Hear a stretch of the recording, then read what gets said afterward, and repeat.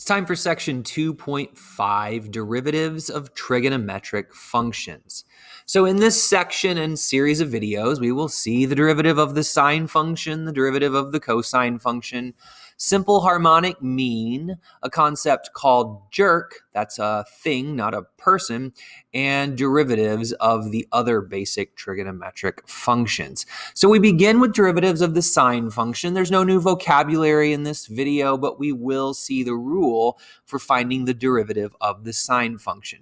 But first, why is it so important? Well, trigonometric functions are together important because so many of the phenomena we want information about are periodic. So what we mean by periodic is they cycle through a series of values. Things such as heart rhythms, and here's a graph of a heart rhythm.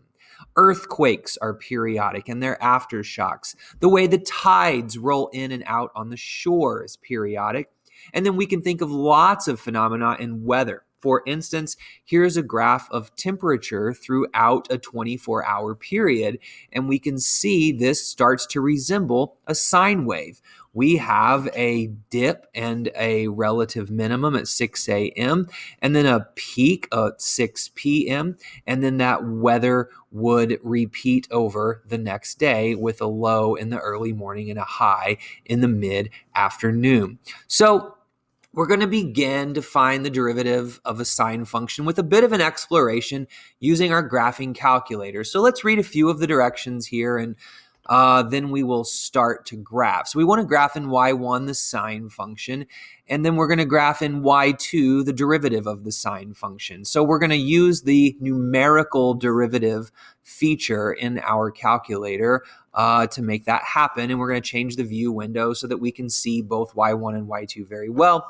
We want to talk about what's happening with y2, the derivative, when y1 sine of x is increasing, when it's decreasing, when it's doing neither, and where the +1 or -1 values of the derivative seem to be. And finally, we're going to end with a conjecture about what the derivative of the sine function might possibly be. So we'll get our graphing calculator up. Go to the y equals screen. We're going to graph sine of x. We're going to make sure we're in radian mode, and we are.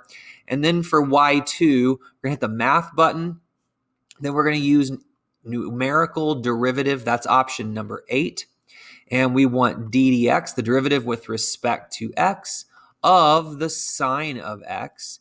And here is a move that we talked about a couple lessons ago, where we can have our calculators graph the entire derivative if we say we want y2 to be the derivative of a function for all x. So x is equal to x rather than x at a certain value. We'll hit enter there. Let's go to the window. We want to change our x minimum to -2 pi. We'll change our x maximum to 2 pi. We're going to change our scale to pi over 2. And let's do a y minimum of -4 and a y maximum of +4. We'll keep the y scale at 1, and let's graph. So the first graph is the sine function. This is exactly what we think it's going to be. Yeah, no surprises there.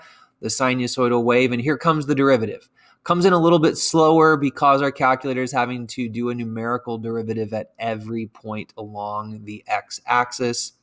And it seems to be, my first thoughts are, this is a very similar graph to the original sine function, maybe shifted a little bit to the left or maybe shifted a lot to the right, but definitely a shift. So the first question is, when the graph of y1, that's sine x, is increasing, what's true about the graph of its derivative? So we're going to think about the blue function, that's sine, and let's go ahead and just make this a little bit bigger. We will view detached LCD. So yeah, we can see that better now. So the blue graph is the sine function, and let's talk about when it's increasing. So that seems to be from about pi over 2 to, or negative pi over 2 to positive pi over 2, and we should notice that the derivative is above the x-axis, meaning that the derivative is positive. So the takeaway here is that when y1 is increasing, the derivative is decreasing. So we can even put that down. When y1 is increasing, y2 is positive. Okay, let's get that big view screen back up again. What about when y1 is decreasing? So that's from about pi over 2 to 3 pi over 2.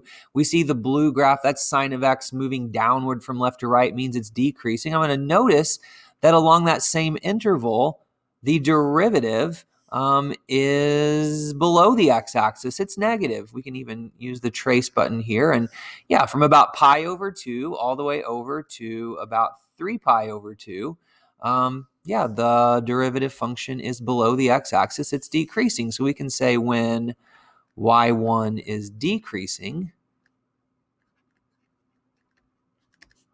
y2 is negative. What about when it stops increasing and starts decreasing? So when we move from one to the other. So let's get our big LCD. So that would be at about pi over 2. It looks like the derivative is 0. Or that would be at 3 pi over 2. It looks like the derivative is 0. Or at negative pi over 2, the derivative is 0. So y2 is 0. So some good information there. Let's skip down to number 5. Make a conjecture about what function the derivative of sine might be.